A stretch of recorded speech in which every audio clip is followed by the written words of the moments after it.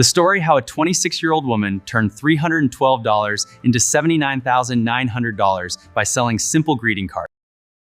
If someone had told this girl in 2019 that in a few years she would earn $79,900 selling ordinary greeting cards, she would have laughed. She had no business, no investors, no audience. She had $312 in her bank account, $640 a month in rent, an old 2012 laptop, and a small room in Huntsville, Alabama. In the first 30 days, she earned $0. In the next 60 days, $147. After 8 months, her marketplace shop was bringing in $3,200 per month. And after 2.5 years, total revenue crossed $79,900. And all of this without ads, without a team, and without a brilliant idea, just cards, just numbers, just systematic work. This story matters because it's not about talent, it's about decisions that can be repeated. It all started with a regular layoff. Her name was Madison. She was 26 years old. She worked as an administrator at a small dental clinic, $14.25 an hour, no bonuses, no growth. When the clinic cut staff, they simply told her, "We'll call you if something opens up." The call never came. For the first 2 weeks, Madison sent out resumes. Replies were rare. Offers were either lower pay or night shifts. In the third week, she started counting expenses, rent, food, gas, insurance. She had enough for 2 months at most. And then she remembered something she had always done for herself. Since childhood, Madison made greeting cards. Not designer ones, not premium, just cards for birthdays, weddings, thank yous. She bought card stock at Walmart, wrote phrases, drew simple elements. People always kept her cards. They said, "You can't find this in stores." She never took it seriously, until she opened a marketplace. She saw that cards were selling for $4.99 to $7.99. That simple sellers had hundreds of orders and top shops had tens of thousands of reviews. That evening, she told herself one sentence: "I'll try for 90 days. If it doesn't work, I'll forget it."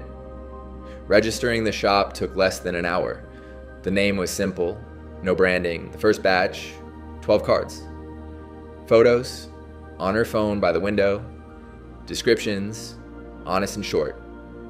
She didn't run ads. She didn't do discounts. She just listed the product and waited. 7 days passed. Silence. 14 days. Not a single order. On day 23, the first notification came.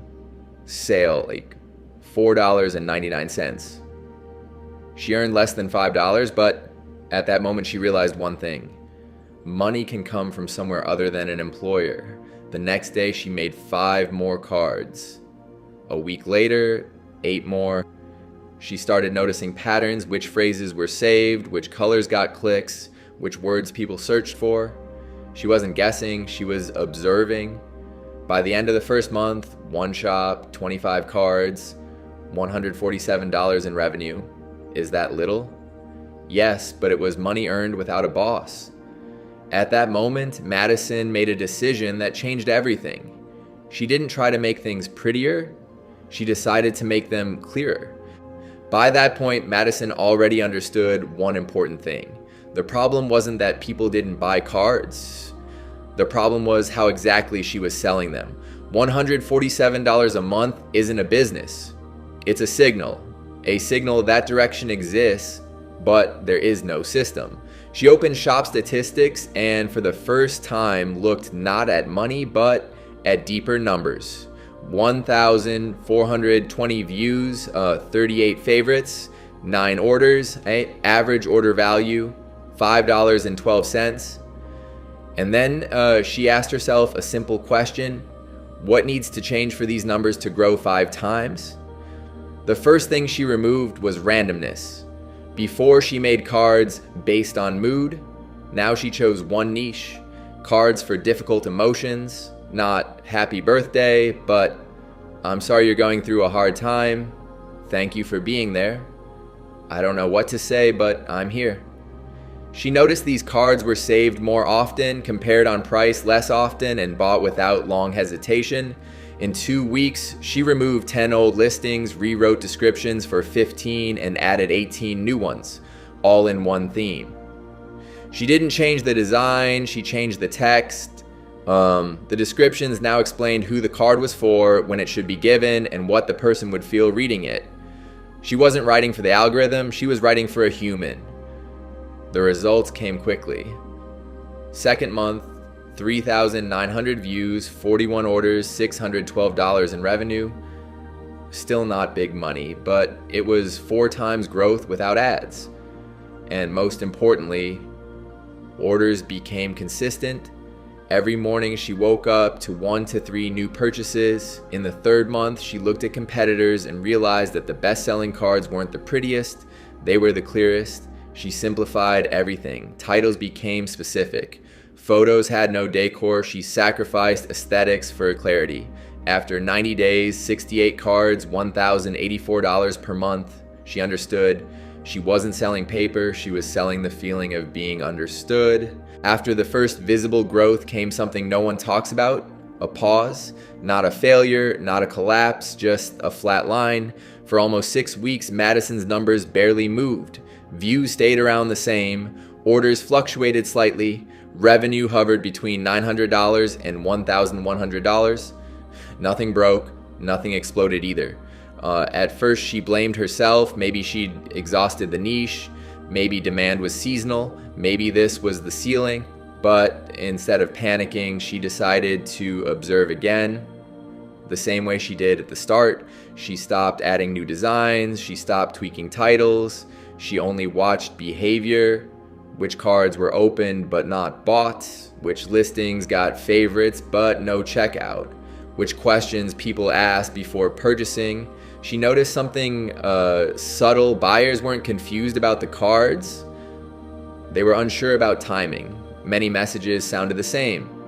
Is this appropriate right now? Is this too much? Is this the right moment to send something like this? That's when she realized the next bottleneck wasn't design or price, it was context. She rewrote descriptions again, not to explain the product, but to explain the moment. She added lines like, "This card is often chosen when you want to reach out but don't want to overwhelm," or "People send this when silence feels worse than imperfect words." She added 1 sentence under each listing, "Common reasons people buy this." Nothing else changed. No new cards, no ads, no bundles yet. Within 3 weeks, conversion rate increased by almost 30%. Revenue climbed back up, not sharply but steadily, from $1,100 to $1,400, then to $1,700. That plateau taught her something important. Growth doesn't always come from expansion. Sometimes it comes from precision, from saying the same thing, but clearer, calmer, and at the exact moment the buyer needs to hear it. When income passed $1,000, Madison realized manual work was a dead end. Each order took about 12 minutes. With 10 orders, 2 hours of routine per day. She moved cards to digital format and print on demand. The first weeks were hard. Sales dropped 18%. But a month later, everything changed. Average order value grew to $7.40. Revenue reached $1,760, and working time dropped threefold. She worked 4 to 5 hours a week, then she added bundles. 3 cards for $18, 5 for $27. A month later, 42% of revenue came from bundles. Total income, $2,900. She was no longer selling 1 card at a time, she was selling a solution, but everything depended on one marketplace, and that was dangerous. She started building an email list, free, through value. In 3 months, 620 subscribers, 4 emails generated $3,036 in repeat sales. Then she created B2B bundles for therapists and HR departments, packages priced at $149 and $249. In the first month, $1,643. 1 year after starting, $5,200 per month, up to 6 hours of work a week. Total revenue $63,000 plus.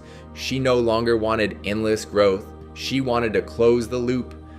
Total revenue reached $79,900. Marketplaces, $58,400. Email, $11,100. B2B, $10,400. No team, no office. She cut the assortment down to 34 cards that generated 80% of the income. She returned to a regular job, not because she needed money, but for peace of mind. This income became her foundation. She said, "I wasn't looking for fast money, I was looking for a clear process." And she left 5 lessons: start simple, remove excess, follow the numbers, don't rely on one income source, and choose sustainability over burnout. This story isn't about cards or money. It's about how an ordinary person in an ordinary state can build income quietly, systematically, and for real.